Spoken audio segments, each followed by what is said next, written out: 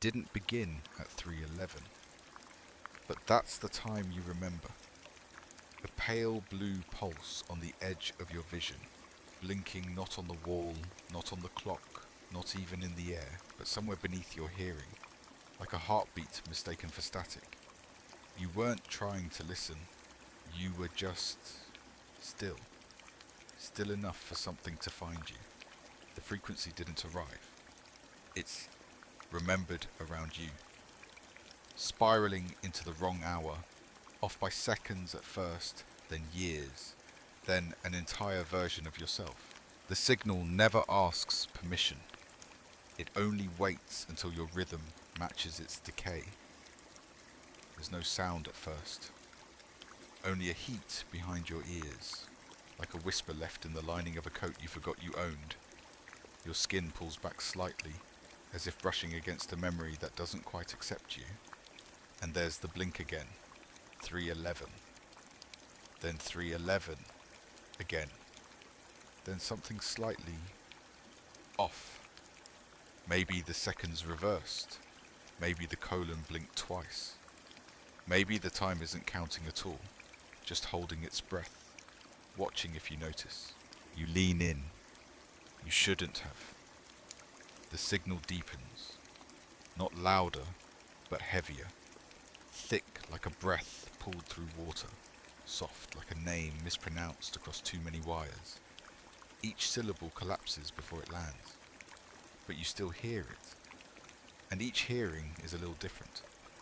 It starts with your voice, but not from you.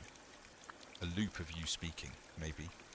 Something you might have said, but played through a tone too warm, too off-pitch. As if someone layered your sentence onto an old recording, let it drift, then played it back after forgetting who it belonged to. You're still here, it says. You don't remember saying that, but the tone is yours. Half asleep, slightly turned inward, almost whispering. You blink. And now the voice finishes with something else. Something you've never said but wish you hadn't heard. But we tuned you out a long time ago. The phrase hangs like dust in light, visible only when you're not looking straight at it. And then it plays again. Not the same, slightly warped. You're still here, says a slower you. But we tuned you out before you arrived. You close your eyes, thinking that will help. But the signal isn't visual. It's felt. It's folded into the stillness of the room. It exhales when you forget to. It times itself to your remembering. You open your eyes again, and the clock still says 3:11. But the colour has changed, just a little, just enough that it knows you're watching it now. Maybe that's how it finds you, by seeing if you still believe in clocks, or by testing how long you'll listen before your name fades from the sentence. Don't worry, it will come back, just not the way it left. You stayed. Even now, you're still tuned in. The television is already on. But it isn't playing, it's receding, like the room forgot how to hold it still. You don't recall turning it on, but there's a glow, a faint cold light pressed against the far wall, not illuminating the space, just tinting it, the way old snow holds memory of shadow. The screen shows static, but not the normal kind. This one moves backwards. Not the signal, no. The image itself. As if the screen is slowly being pulled away from you, down a hallway you can't see, shrinking pixel by pixel, second by second. And the strange part, you feel it. In your knees. In the back of your eyes. A gentle tug, like gravity remembering where you used to be. You try to look directly at it. But the moment you do, the image reverses. It grows larger again, slightly, but out of focus, distorted in a way that makes you doubt your own stillness. You realise it's not the TV moving. It's the signal, looping backward, then out forward, then skipping in place, like a video clip dragged across a frayed reel. There's a voice now, not in the room, not in your head, just near. A woman's voice. Familiar, but badly compressed. Each word arrives delayed by just enough to make you question the previous. You were watching too early. We haven't sent it yet. And there's that smell again.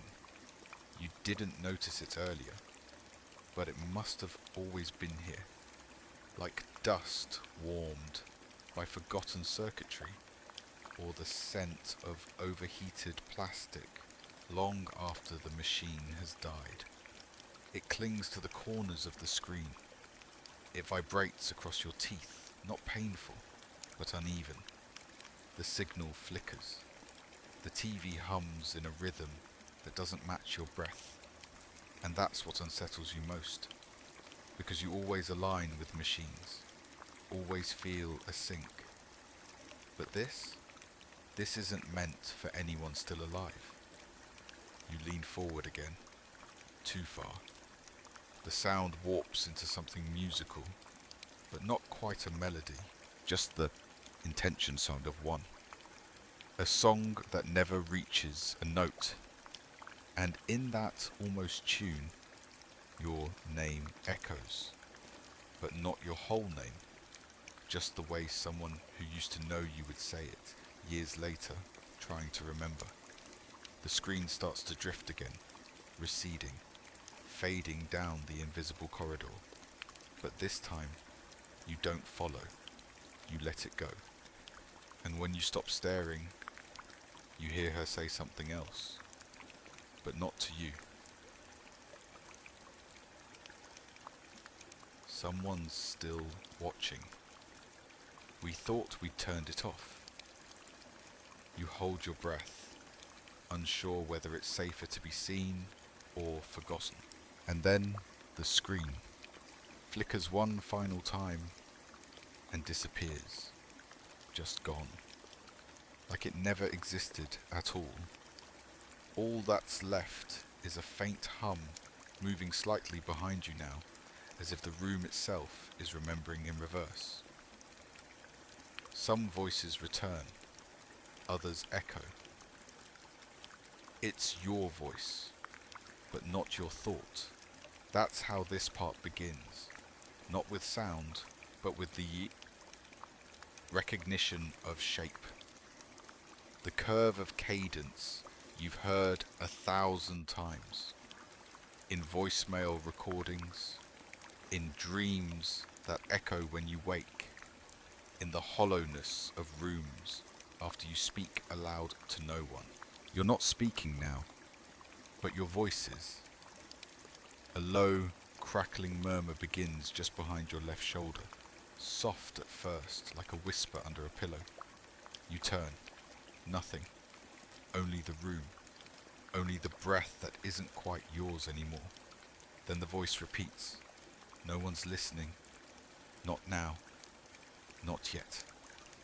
It's you, but softened, flattened by compression, distorted just enough to sound older, or younger, or recorded before your mouth ever shaped those syllables. You freeze. The air smells faintly of wet glass, like condensation on a mirror that hasn't been touched, and beneath that, something bitter. The faint scent of memory misplaced, like you left a version of yourself in another room, and it's trying to find you through sound. The voice changes slightly, shifting pitch, not randomly, but like it's trying to realign, to correct something, to become clearer. They tuned you in, but forgot to remember you. The way it says you makes your scalp tighten, like hearing your name from a stranger who shouldn't know it. You reach toward the sound, but your arm doesn't move. Not because you're frozen, but because the idea of moving was borrowed. A thought someone else already had, in a moment just like this, in a room nearly identical, but not quite. You hear yourself breathe, but not here, somewhere further in the signal, an echo delayed, broken slightly, like the breath came before the body. Then the voice finishes the sentence. They archived your name, not the sound of you. That's when you notice. The mirror isn't reflecting you anymore. It's reflecting a version of you that isn't listening, one who isn't facing the sound, isn't frozen in place, that you blinks slower, that you mouths words before they arrive, that you doesn't seem to know you're watching, and then it speaks. You don't hear it, but you feel it, a vibration in the soles of your feet, like sub-bass pulsing through a floor made of static and sleep. The sentence it forms is too long to remember, but you catch the last fragment.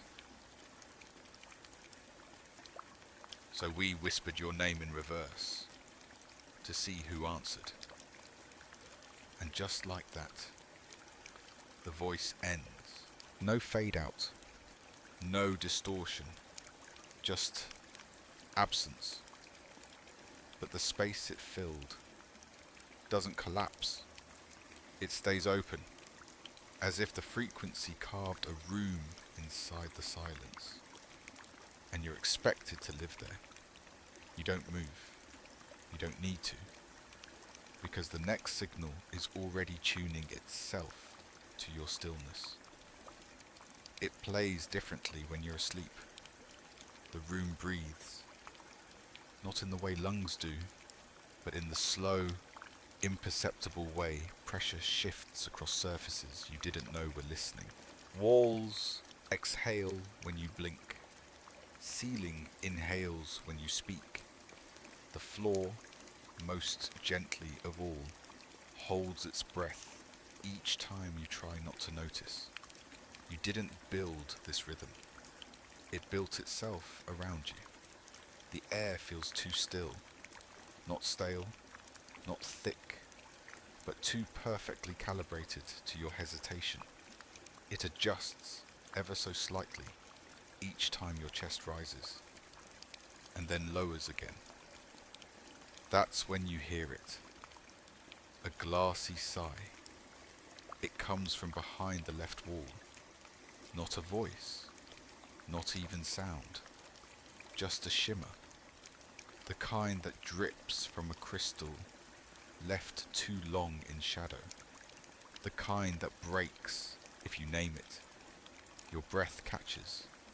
The shimmer continues, steady, rhythmic, too perfectly matched to your own breathing for it to be anything other than a reflection. But this isn't a mirror. It's the room itself. And it's alive in the only way spaces can be, through attention. You try holding your breath, just to see if the sound pauses too. It does, exactly in sync. Not a second late, not a moment early.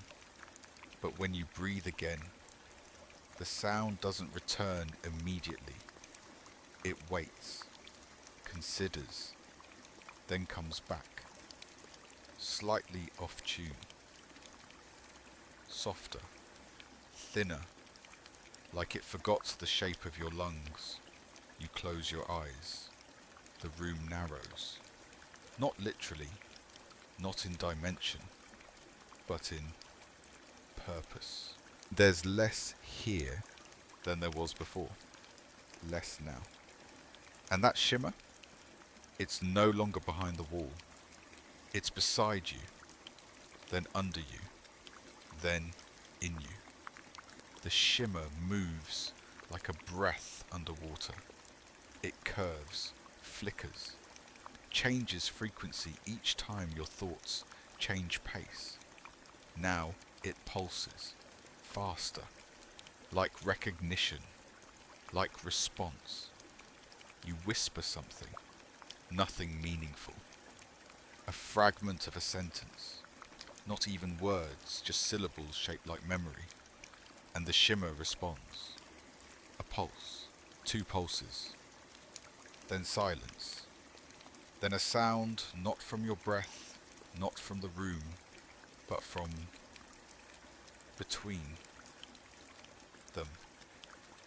A thin creak, like glass expanding inside a frame that doesn't want to hold it. You open your eyes. You're not alone, but you're not with anyone either. You are observed, not watched, not recorded. Observed, as in measured, mapped, echoed. And whatever's listening, it isn't behind the wall. It is the wall. It is every wall. You realize now that the shimmer isn't reacting to you. It's predicting you.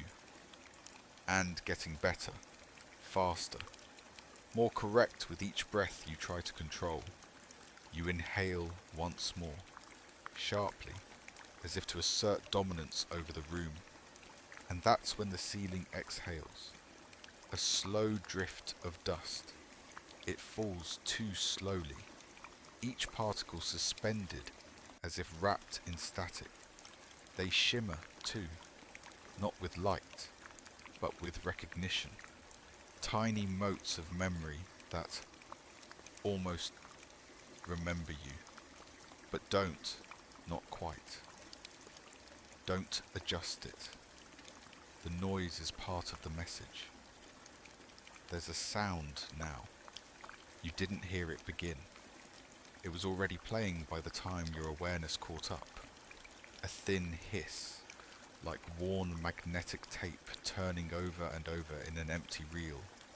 Soft, continuous, intentional. Not white noise, this isn't that, this is patterned. Like someone erased something, but the shape of the erasure still lingers. Like memory printed on air, then played back through layers of silence. The hiss wraps the room.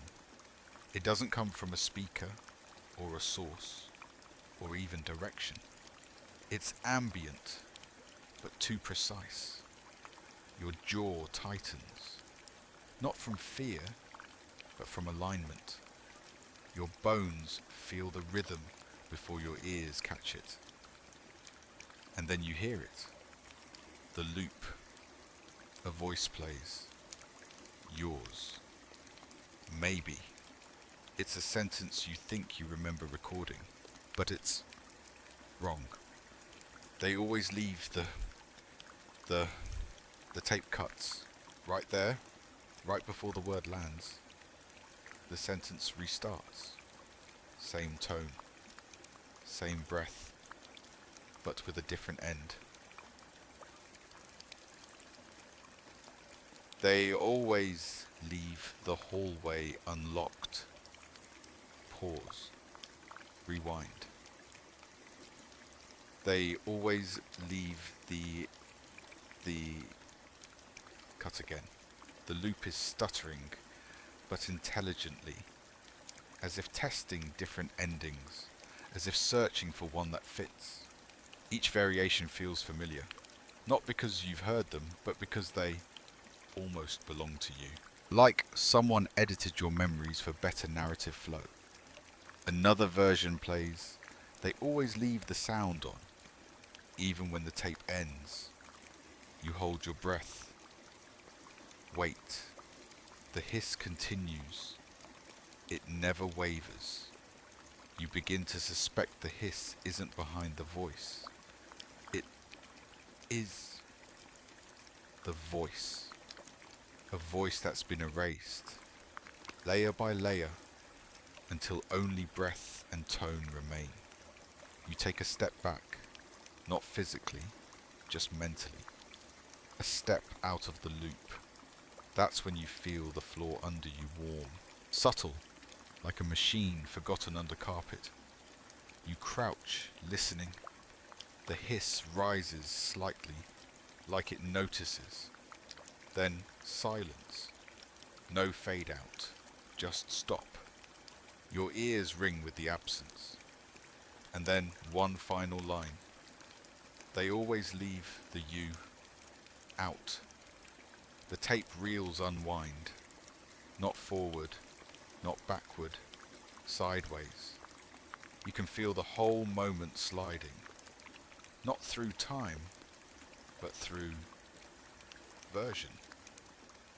Your mouth moves before you realize it, trying to complete the sentence again, one last time. They always leave the, but no word arrives. Not now. Not this time. Because now the real is missing. Gone. Not empty. Erased. And what's left in its place, it is not sound, but memory of intent. A phrase you never got to say. A moment that will never repeat, but will always loop, even when nothing's left to hear. This isn't the first time, is it? Or maybe not yet. The clock says 3:11. Still. It hasn't moved since you noticed it.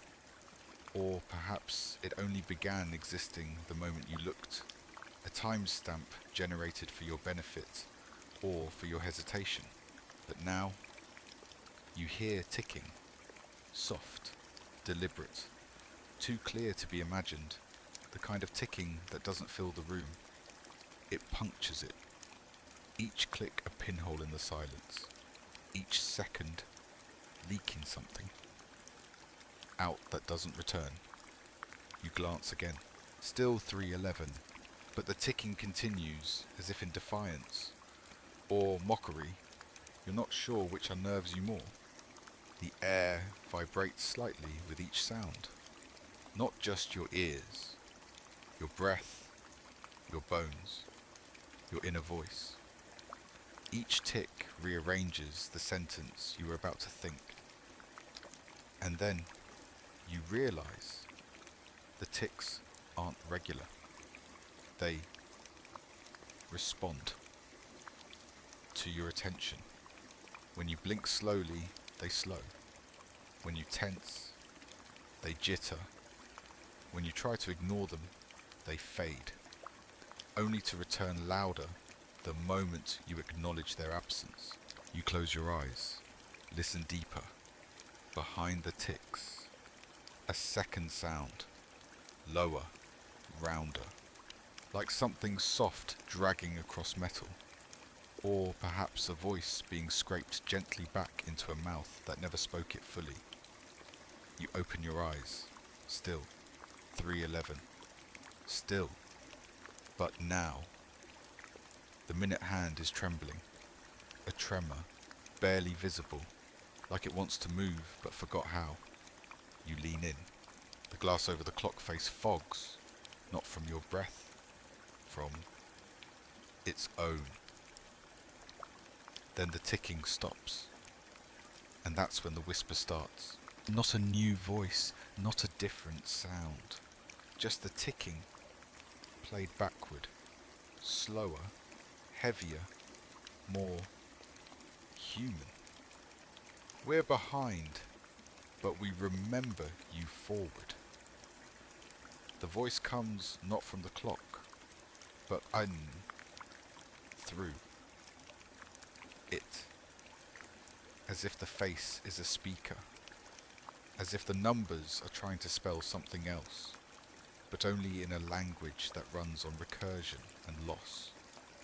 The room tightens, No walls move, but space thins. Each second is now heavier than the last. Time itself has depth now, and you're falling through it, or more precisely, you're being looped through it. 311 again, 311 still, 311 not yet. And with each repetition, you begin to remember a time you never lived, a hallway that bends, a station with no train, a message left in a voice that hasn't aged correctly, then one final phrase from the clock. When time stops, we speak differently. The hands twitch, the face blinks, the numbers dissolve, then return. 311.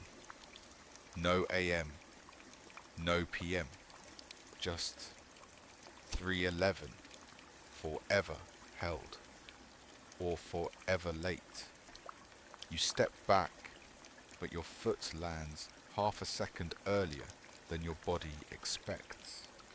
The sound of your heel comes before it hits the ground, and you realize you are no longer synchronized with the moment you occupy.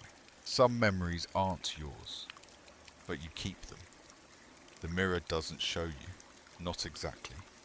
It shows a version, tilted slightly, delayed by a moment, not in motion, but in listening. You approach slowly, watching yourself remain still. That's the first thing you notice. The version in the mirror is not approaching, not mirroring, just listening. Head tilted, eyes open. Open, breath held like someone trying to remember what they were supposed to forget. You raise your hand. The reflection doesn't respond. You blink. The reflection doesn't. But you can tell it heard you. Not your movement, not your breath. The thought of you watching. It shifts slightly. Not its body, but its focus. Not toward you, but past you. You turn, nothing behind. Just a wall too smooth, too quiet. You face the mirror again. The reflection now has its back to you, still inside the mirror, still lit the same, but turned. And you remember something, a feeling, not an event. The sensation of being watched from behind by your own memory of standing in a room just like this. You try to step back, but the reflection doesn't follow. It steps forward instead, now closer to the glass, closer than you. You freeze, not out of fear, but out of recognition. This isn't a stranger. It's not another. It's a version of you that never stopped listening. The one you tuned out. The one the signal remembers. Better than you do. And now, it's speaking, but only with the shape of its mouth. You can't hear the words, you only feel them, rippling along the glass, pressing against the air just before it reaches your skin. You lean in, and now, you're listening through the reflection, not to it, through it. Like a window smeared with breath, each sentence a smudge, each word a pause that forgot to finish being silence. You kept playing after we stopped recording. Your breath catches, not because of what was said, but because your own reflection is not breathing anymore, only watching, only transmitting. A mirror that became a mouth that doesn't belong to a body anymore. Then movement, but not in the mirror, in the room, somewhere far behind, or far before. A shadow of a footstep, a breath borrowed from a memory, and the mirror flickers, just once, enough to reveal something behind the reflection. Another mirror, and another version of you, further back, even more distant, still listening, and again behind that one, dim, flickering, barely held. A third, each quieter, each more faithful to something you don't remember recording. The reflection closest to you begins to fade, not dissolve. Dim, as if your attention is no longer enough to sustain it. It mouths one final phrase. We kept your place. You just weren't on time. Then it's gone. And the mirror, it's back to showing you. But your breathing is now slightly off. Your eyes less focused. You look like someone still waiting to hear something that was already said, and you can't tell if this is your original reflection or just the next one. You heard this before, not here. There's more than one voice now, not layered, split, divided across invisible lines, frequency bands stretched too thin, as if someone took a sentence and fed it into 7 different mouths, then played them back at once, each fragment out of order, each part just a syllable off from the next. You don't hear the full message. You feel its edges. A series of half-thoughts skipping through the walls, like shouts across tunnels with no echo. One voice begins in your right ear, soft, delicate, familiar. Another overlaps from somewhere beneath the floor, lower, trembling, too tired to finish a word. A third, just behind your spine, clicks softly, like a stutter caught in a wire loop. And somewhere, in the highest part of the ceiling, you hear yourself, but only the me vowel sounds. Like your presence has been converted to tones, not meaning, not words, just resonance. You close your eyes to listen closer. Big mistake. Now you're not just hearing them, you're arranging them. Your brain begins stitching syllables together, forcing meaning where none exists. It hurts.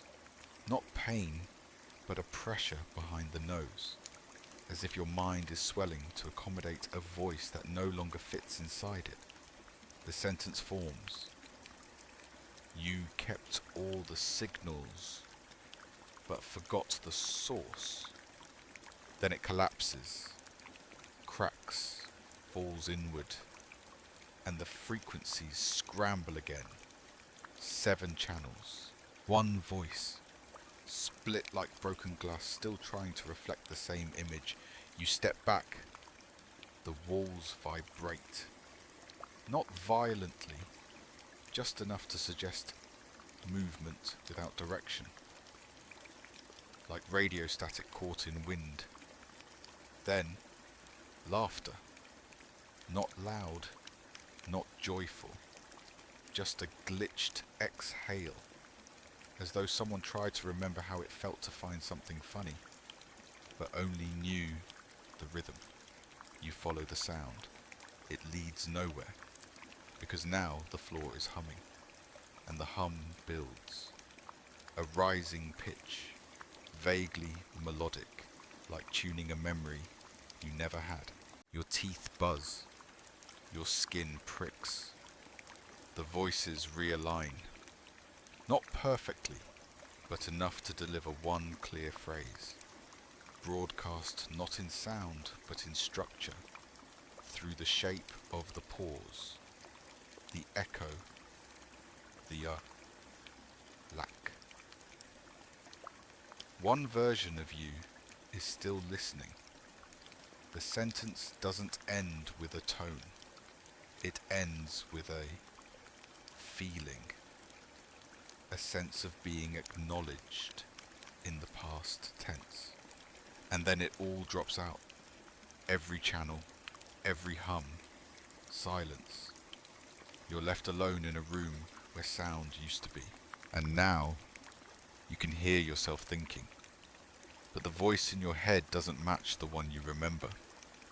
It's a half step too slow, too wide in the vowels, too certain in the pauses.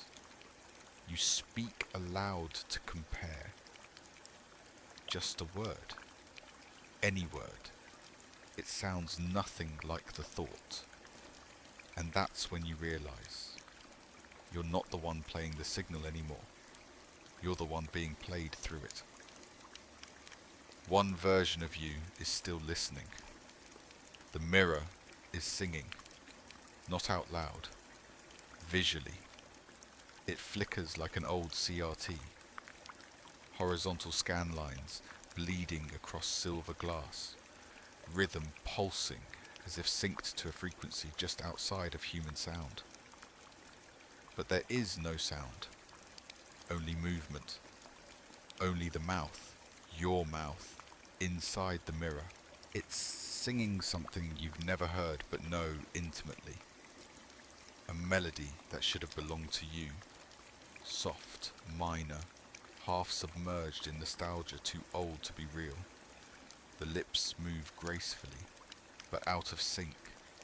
The timing's wrong, just slightly. The way a dubbed tape drifts apart from the film, as if the reflection was never meant to align. You try to hum the tune, match the rhythm. But your breath resists. Your vocal cords hesitate, as if they remember being used differently. You try again. It catches, only for a second, then cracks. A dry snap in the back of your throat. The mirror twitches, flickers, realigns. Now you're not singing anymore, but your reflection is. Not just mouth now, shoulders, posture, tilt of the head. It leans forward. You don't. It blinks twice. You don't blink at all. It's not following you. You're falling behind it. You feel the room tilt, barely, as if gravity reoriented to face the glass. The melody becomes more structured, still inaudible, but increasingly legible. Like you could transcribe it with breath. Then, static. Not on the mirror, inside your ears, a high crystalline sizzle. Not painful, but sharpening. Like your hearing is being tuned to pick up what the reflection is emitting. And when you almost catch it, the mirror stutters, freezes, then reboots. Now it shows only your mouth, just the lower half of your face. Mouth closed, but still. Moving. The jaw twitches in ways your real mouth does not. Tongue shifts.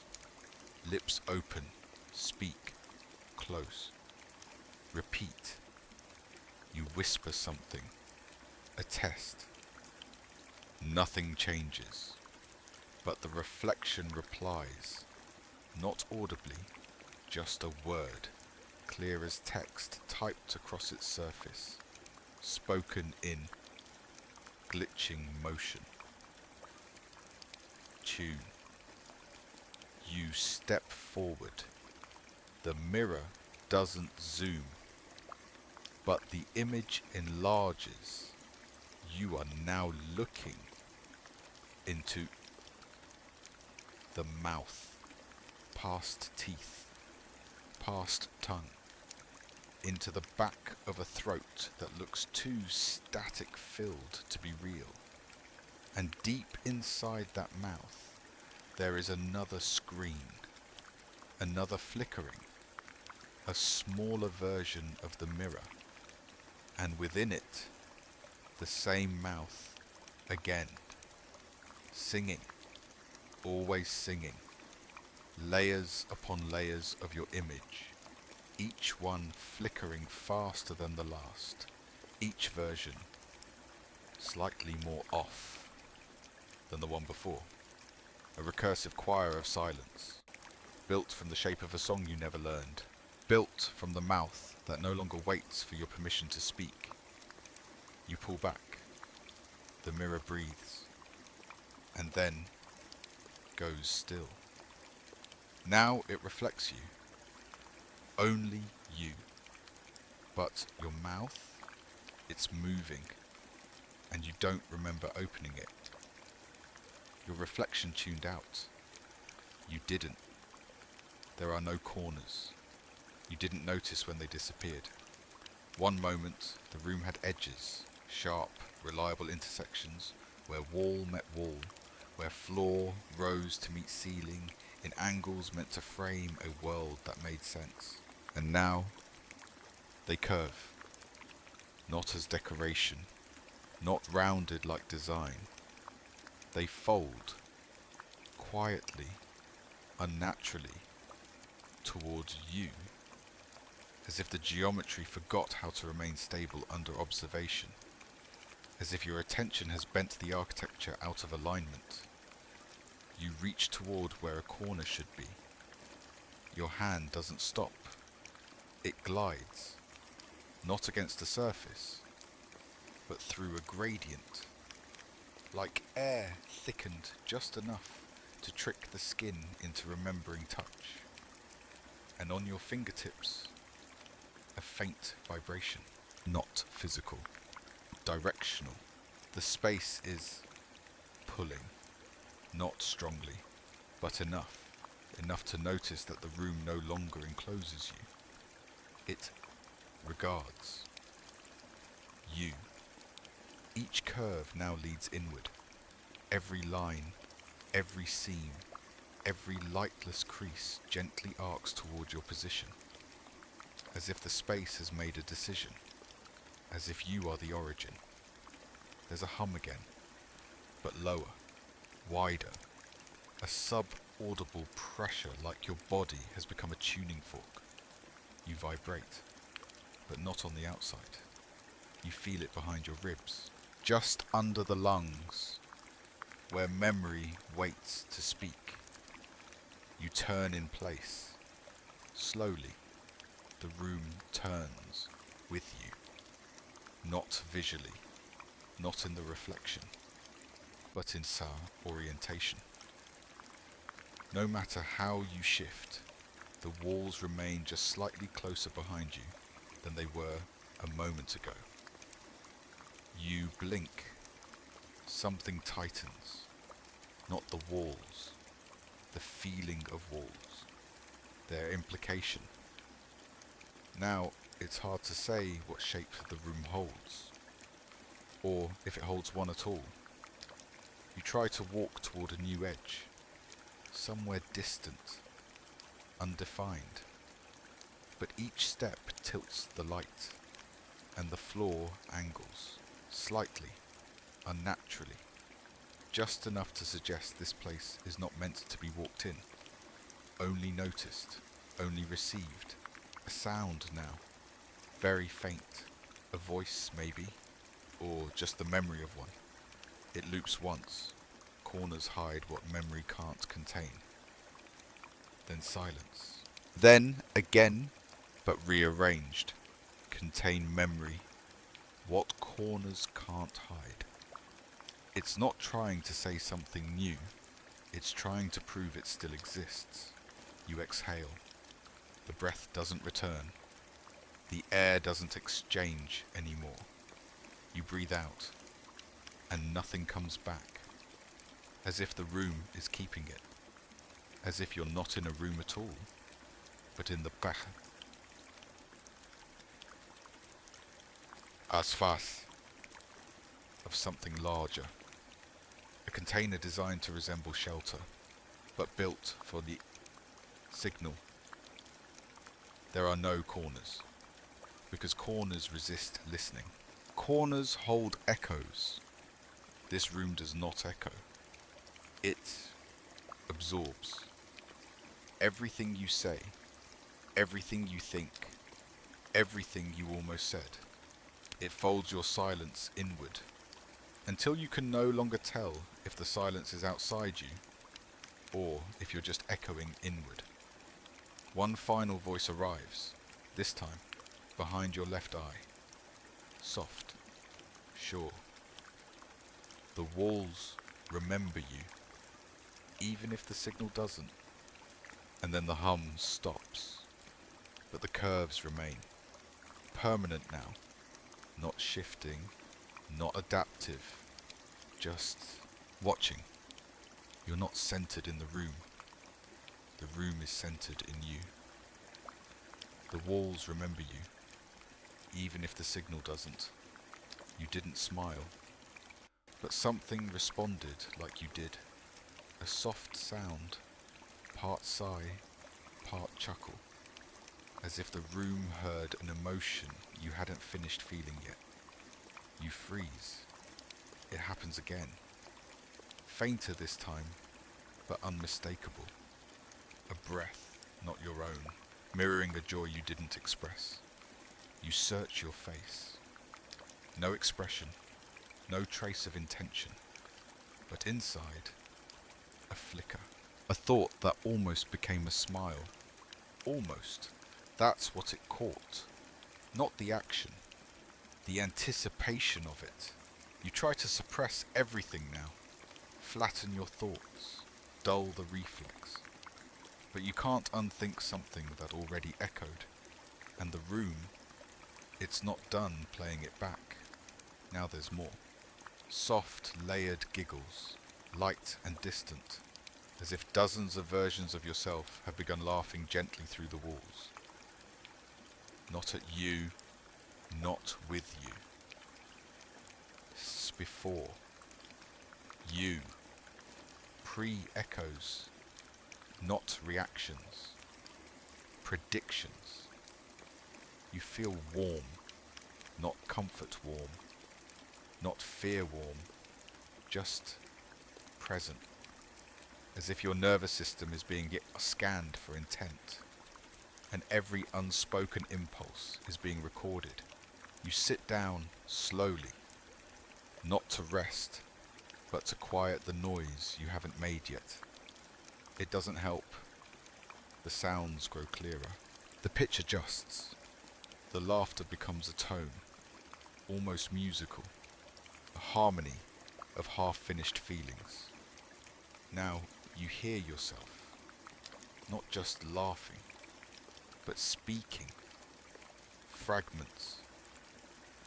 It wasn't meant for, I knew before I, still watching, even when you close your eyes. It continues. You cover your ears. The pressure deepens, not volume. Weight. Like something trying to be remembered too fast.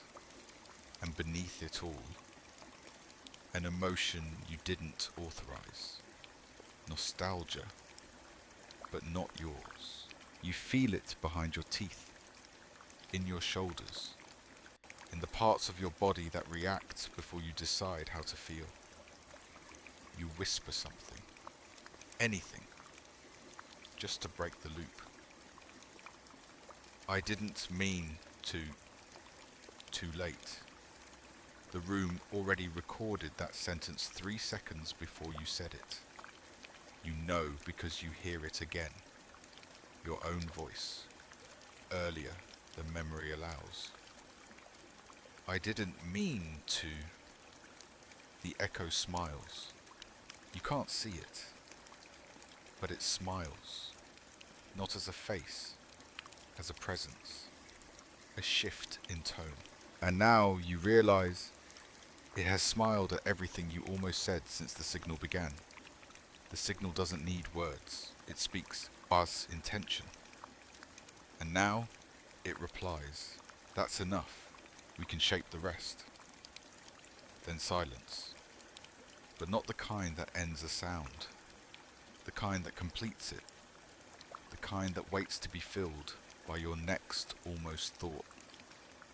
You exhale, not because you need to, but because it's the only part of you the signal hasn't pre-recorded yet.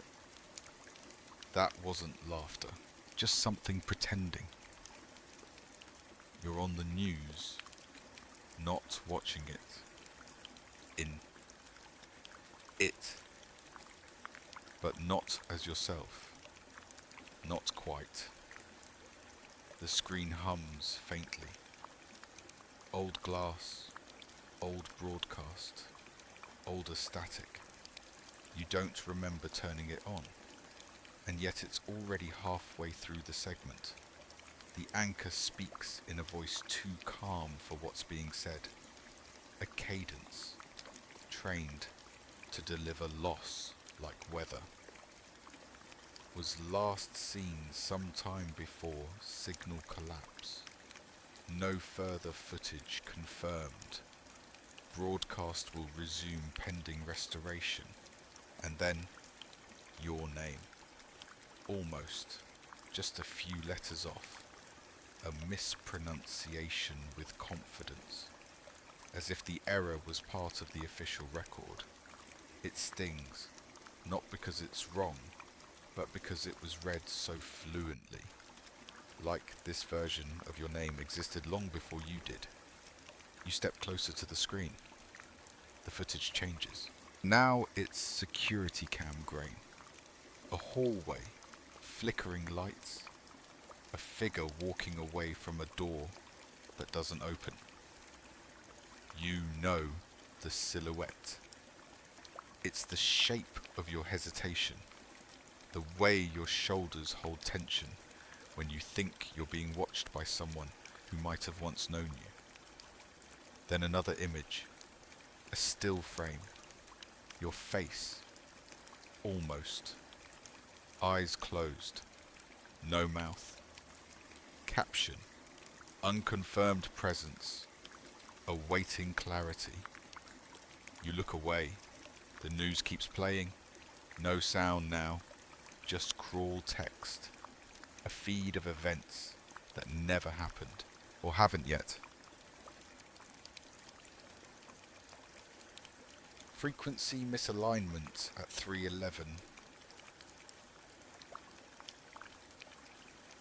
Subject recalled but not verified. Memory loss retroactive.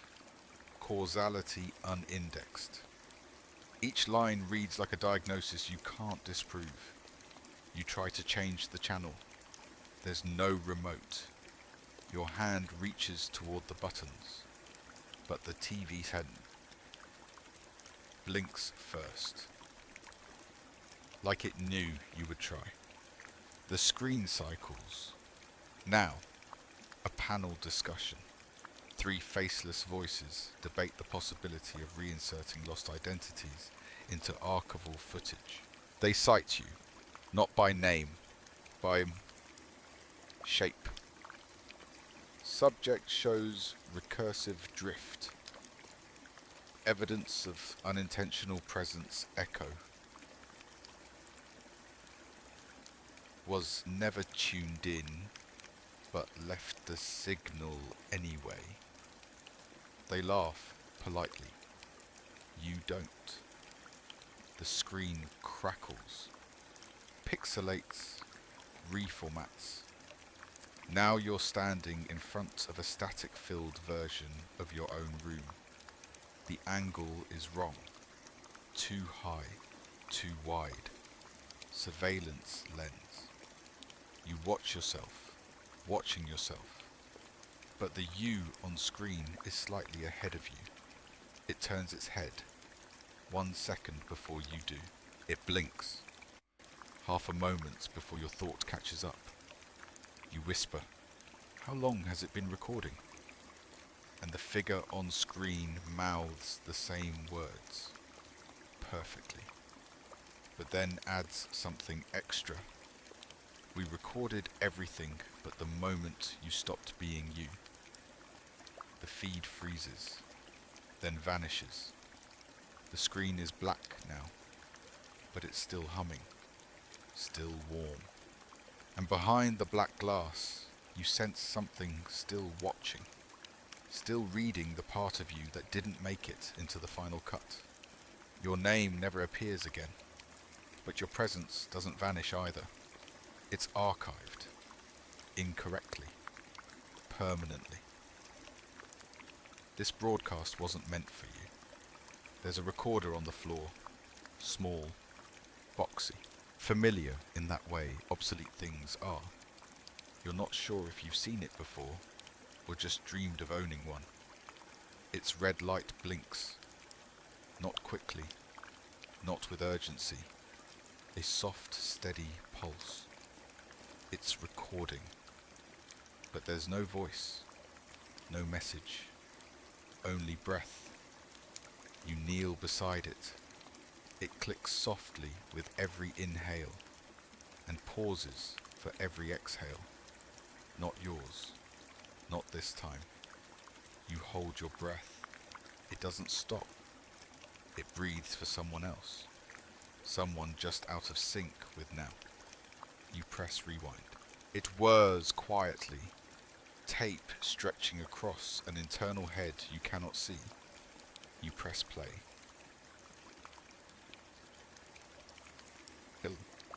Exhale.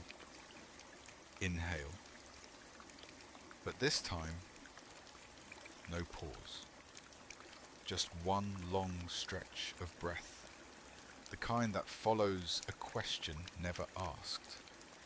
You listen. It sounds like waiting. Like someone too afraid to speak, but too present to disappear. You press stop. Silence. You press record again. You speak. Nothing happens. Your voice doesn't register. The red light doesn't blink faster. The machine doesn't respond. But you hear your breath, played back before you finish exhaling. Out of order, out of time. As if the machine isn't recording at all. It's selecting. And what it selects is absence. You whisper something, a single sentence. Tell me what I forgot. And immediately, inhale, exhale. Then, a voice, barely a murmur, lodged beneath the breath, laced into the rhythm. Not what, who, you freeze. The recorder continues, a softer breath now, slower, tired. Like a version of you who gave up explaining, you rewind again. This time you try to speak over it. Who then? No answer. Just one final inhalation. Deep, weighted, deliberate. Then a phrase layered beneath the hiss. Even your breath doesn't sound like you anymore. The red light blinks. Once, twice, then vanishes. But the sound continues, somehow still playing, somehow still breathing. Not as playback, as pattern. You realize now you're not listening to the machine. The machine is listening to you, listening for you when you stop. That's what it's saving. The moment between the breath, the instant before a thought becomes a sentence, the moment you might have said something real. You close your eyes, try not to breathe at all, but that too is a message, because the machine begins recording again, and this time you hear nothing, no hiss, no whisper, no presence, only the soft hum of a red light that doesn't blink. Sometimes the breath is all that remains. You wake up to a song you've never heard, but somehow recognize it's playing softly, too softly, the way dreams hum when they're not quite committed to becoming memory. You're not sure if it's coming from the room or from the part of you that hasn't fully left sleep. The melody drifts, minor key, gentle at first. Then it wobbles, not like a mistake, like a decision. A single note slides just slightly off key, not enough to ruin the tune, just enough to make your chest tighten in a place you didn't know responded to music. The next phrase repeats, but different, faster, slower.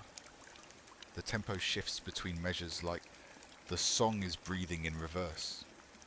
You sit up, no source, no speaker, just air shaped like sound. And underneath the tune, a voice, too low to pass. Not lyrics, not humming, just syllables with intention, but no meaning. Like someone trying to remember how to sing in a language they haven't spoken since they were forgotten. You close your eyes. Try to let the melody pass through you instead of interpreting it, but your body responds anyway. The hairs on your arms rise, not from cold, but from sigh. Alignment error. Your breath starts sinking to the wrong rhythm. Your heartbeat missteps, then follows, and you feel it. The song is too close to something real, too close to a lullaby that comforted you before you could speak, too close to the sound a voice made when it told you to stay asleep. But you were never sure if it meant safe or still.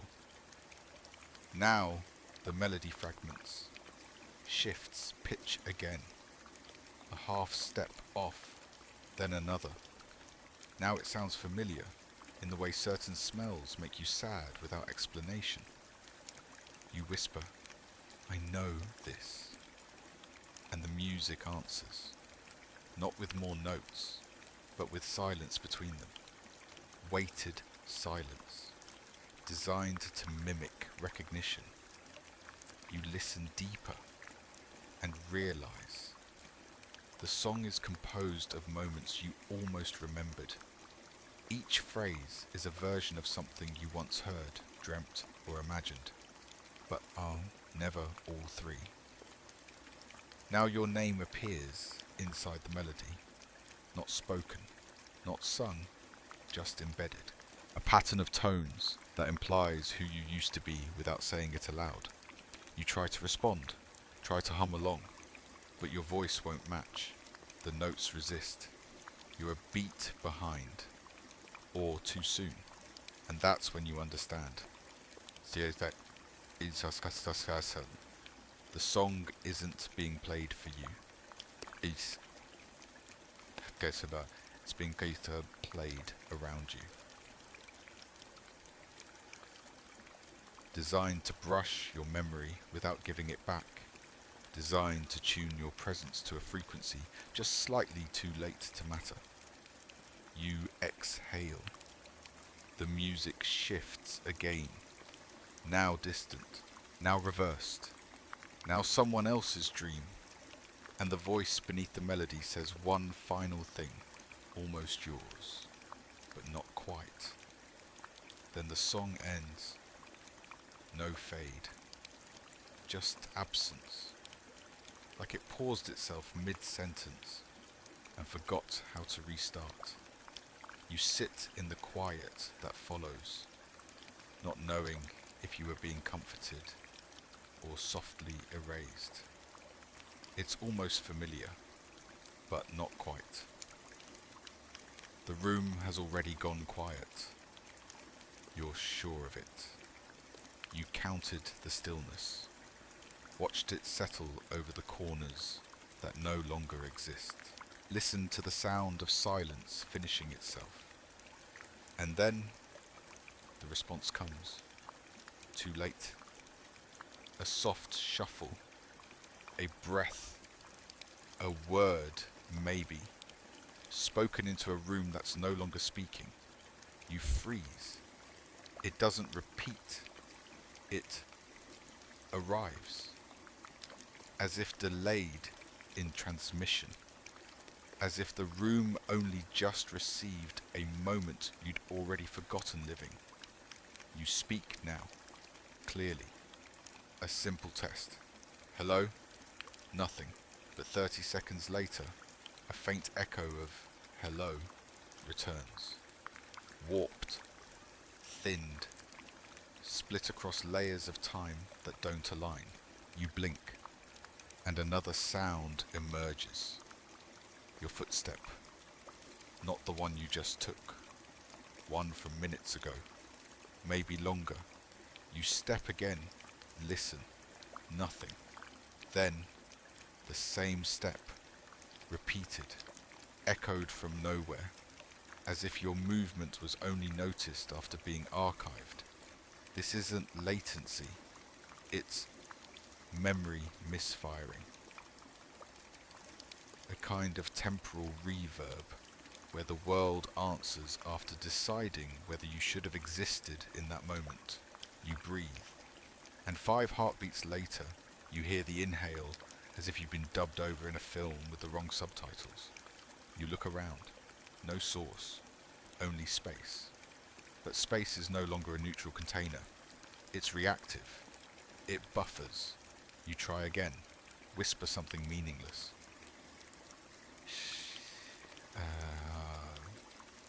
I'm still here. Then count.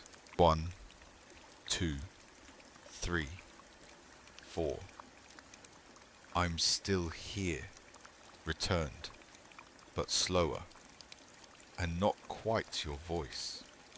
It stretches the vowels, shortens the consonants, delivers your intent like someone remembering how it sounded when you said it, not what you actually meant. You speak again, nothing. Then from the ceiling, a sound like fabric shifting, a delay. Then the floor creaks, but you haven't moved. You realize the room is cycling through your presence, out of order, playing you back in an arrangement that never happened. You reach out, touch the wall. It's warm, not alive, but quite engaged. It's not echoing you, it's an testing you, sending pieces of your speech through time, engaging your reaction to hearing them late. The delay shortens. Now, just 5 seconds. Now, 3. You smile. Not on purpose. Just a flicker of emotion. And then, laughter. But from earlier. From when you nearly laughed in section 11. From when the room thought it understood you. You try to frown. But the room plays the smile again. Still here. Still here. Still. The voice overlaps itself now, like audio artifacts from a corrupted tape. Each version of you stepping on the last, the past catching up with the present in the wrong direction. You close your eyes, say nothing.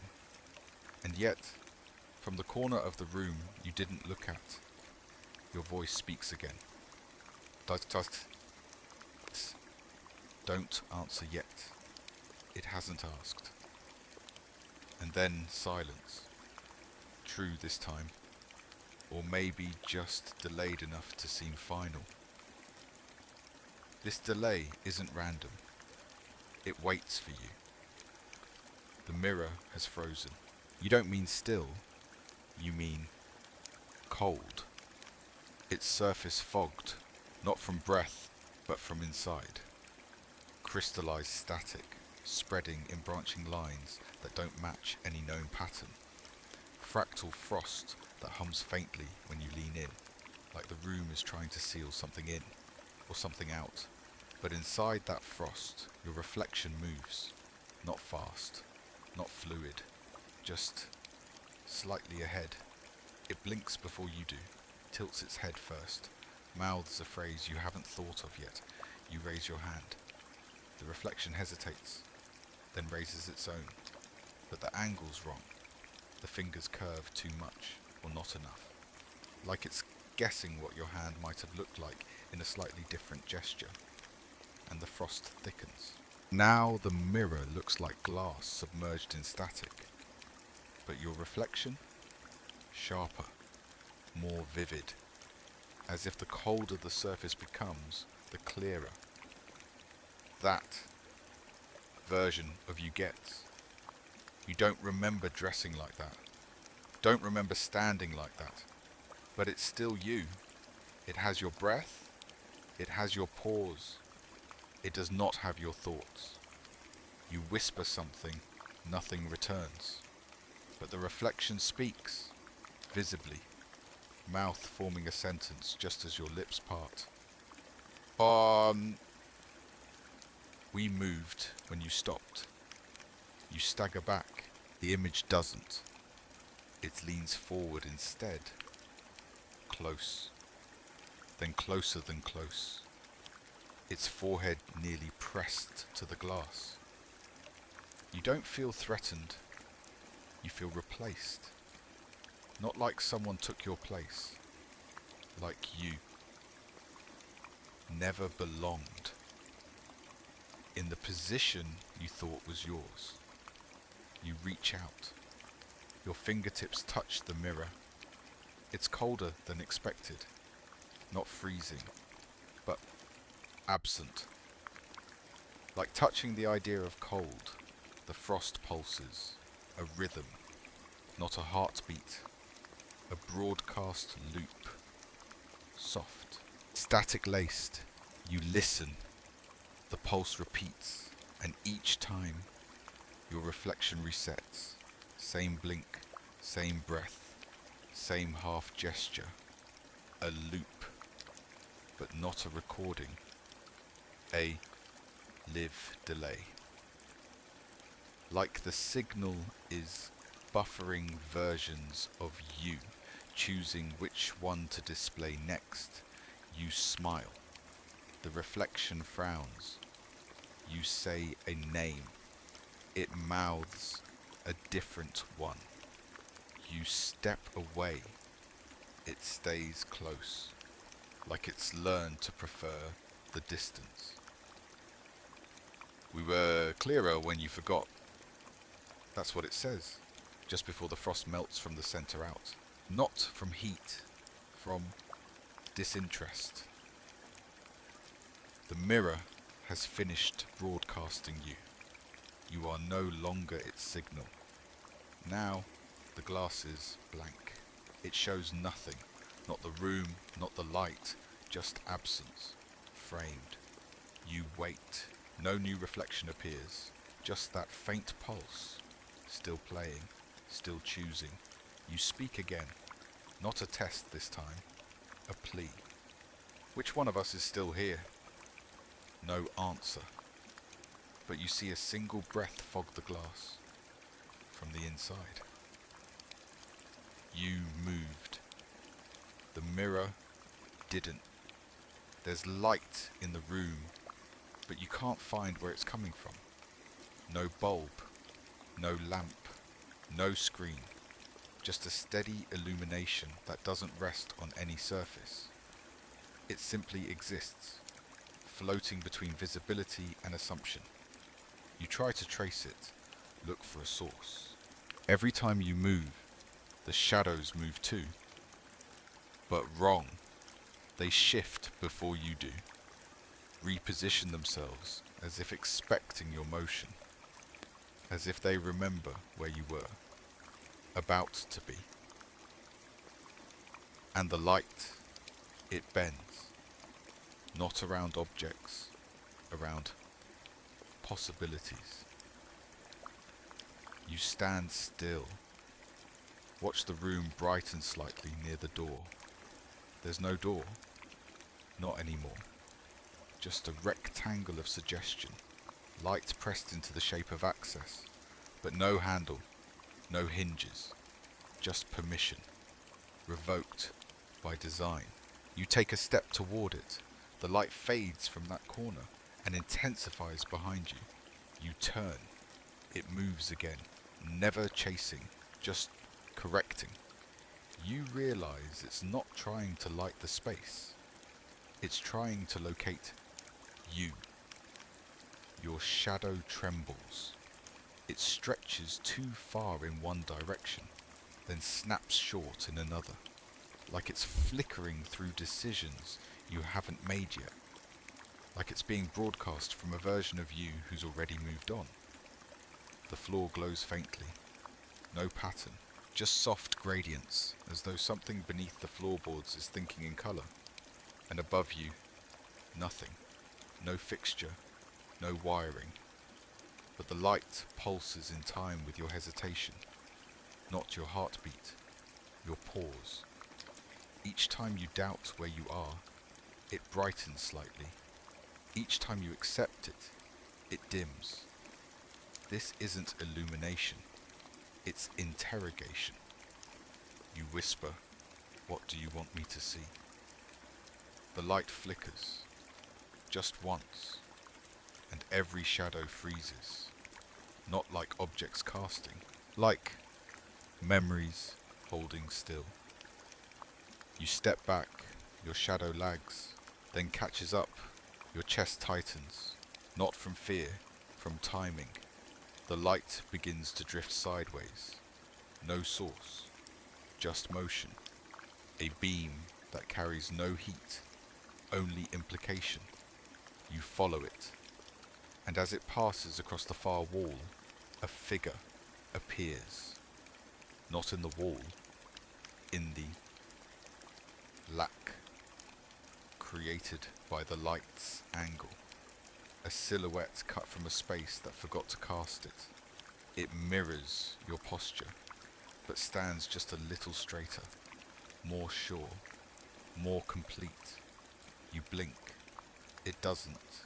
You speak, it listens. Then the light folds inward, a soft collapse, and the figure fades with it, gone. No sound, no afterimage. But your shadow is wrong now. Its arms slightly wider, its breath more even, like it's remembered something you haven't. You turn in place. The light doesn't follow. It remains suspended at the center of the room, a thought-shaped glow with no anchor. And just before it fades, you hear a voice, your own, softer than you've ever heard it. Some lights lie, but the shadow knows. Then, darkness, not total, just sufficient. You're no longer being illuminated. You're being watched for how you behave. Without it. Some lights lie, but the shadow knows.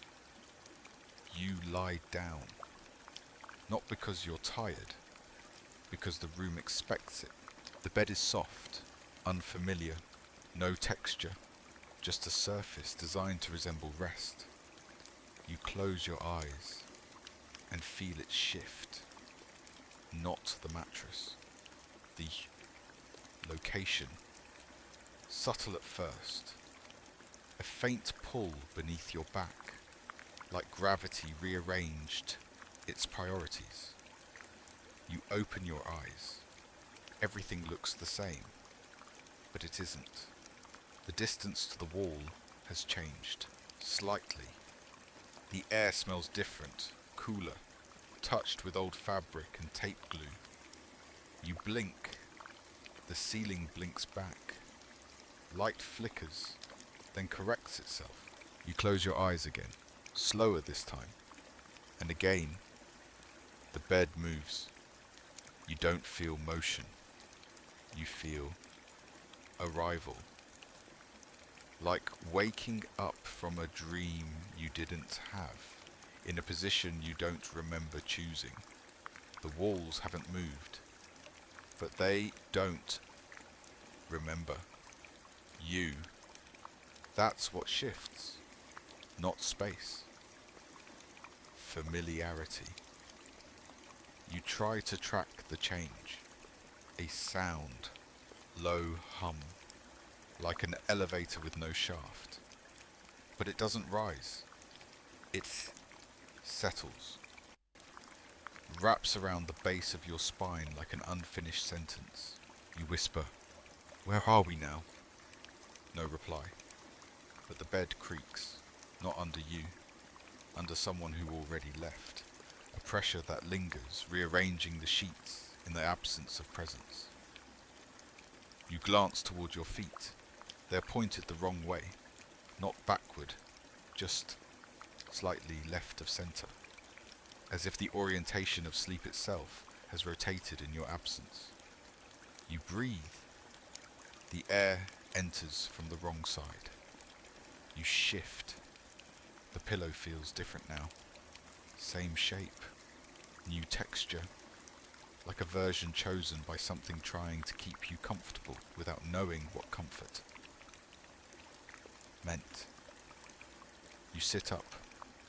The room leans, not like tilting, like adjusting for your decision. You realize this isn't a bed. It's a signal dock, a location that wraps you in familiarity just long enough to transmit back whatever you forgot while dreaming. And every time you close your eyes, the system refreshes. Not you, the place. You lie back down, gently. The hum returns. The bed sighs beneath you, too sentient to be furniture, too indifferent to be alive. You close your eyes one last time. This time, you don't feel the drift. You feel the hum compilation. Pieces of different rooms assembling. The lamp from your old apartment. The ceiling from your childhood bedroom. The smell from that hotel you never slept in. All stacked together. A constructed location. A sleep hollow. And the voice comes, filtered through layers of false familiarity. You returned, but not to the same room. You open your eyes. The door is on the wrong wall now. The rug isn't yours. The hum is still humming, but it's humming a different tone. You reach for the nightstand. There isn't one. Just a blinking red dot on a device too abstract to touch. You stare into it. It stares back. A soft phrase emerges, half human, half static. You're almost aligned. Stay still. The bed vibrates. Only once. Enough to mark the recording. You lie still and wait for the next time your eyes close to see if the world changes again. It will. It already has. You returned, but not to the same room. The story begins normally. A voice, soft, steady, the kind used in late-night broadcasts where the message matters less than the mood. You recognize the tone, not the words. It's telling a tale about someone walking alone, a hallway, a flickering light, a door that shouldn't be there. You listen. The cadence is familiar, designed for comfort, sleep focused, slow enough to blur meaning, measured enough to feel safe. You start to drift, then skip. The sentence cracks, a mid-word stutter, an audio fracture. And as she reached the replaying confirmed error you sit up. The voice continues, unfazed. But now it's wrong. Still soft, still warm, but the words don't match the tone anymore. We'll now be inserting observation footage from loop 8B. Subject shows acceptable cohesion, minimal resistance. You blink, you're not dreaming, but the story thinks you are. Because now it's describing things you haven't done, actions you haven't taken. Underneath. The subject turns left, hesitates, speaks the phrase, "I remember this hallway." No audio present. You haven't spoken. You haven't moved. But the voice continues as if narrating your choices in advance. Or, retroactively, you try to interrupt. Stop. But the story folds that in. The subject resists script continuity with a command. Stop. Resistance noted. Loop integrity remains. You shiver. It's not reading you. It's running you.